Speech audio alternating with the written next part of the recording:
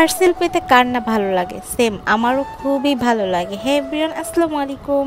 চলে আসলো আমার পার্সেল। আসলে পার্সেল পেতে না খুবই ভালো লাগে। এই ব্লগটা, এই ভিডিওটা ছিল আমার ঈদের আগে, কিন্তু আমি এতটাই লেজি যে কি বলবো, যে ভিডিওগুলা করে রাখছি বাট তোমাদের সাথে শেয়ার করব যে সেই সময়টা আমার হয়ে ওঠে না। আর ঈদেও নতুন কোনো ব্লগ আমি দিতে পারিনি আপলোড, এই জন্য আমি আন্তরিকভাবে দুঃখিত। যাই হোক, পার্সেল সম্পর্কে বলি। আমি একটা পার্সেল পেয়েছি, দুইটা পার্সেল। তো আমার পার্সেলটা কি ছিল, তো চলো কথা না বাড়িয়ে সেটাই দেখতে যাই। পার্সেল খোলার সময় কিন্তু মনে অন্যরকম একটা লাড্ডু ফোটে। তো চলো দেরি না করে আমি আমার পার্সেলটা ওপেন করি তোমাদের সাথে।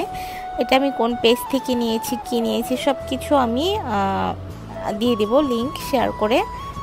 আই হোপ এটা অনেকেই চিনে ফেলেছে অলরেডি, এটা হয়তো অনেকেই ইউজ করেছো, বাট আমি এটা বরাবর ইউজ করে এসেছি। এটা আমার খুবই পছন্দের একটা সানস্ক্রিন, এটা তো মনে হয় অনেকেই চিনো। এটা কোরিয়ান একটা সানস্ক্রিন, মিশা সফট ফিনিশ, মিশা ব্র্যান্ডের।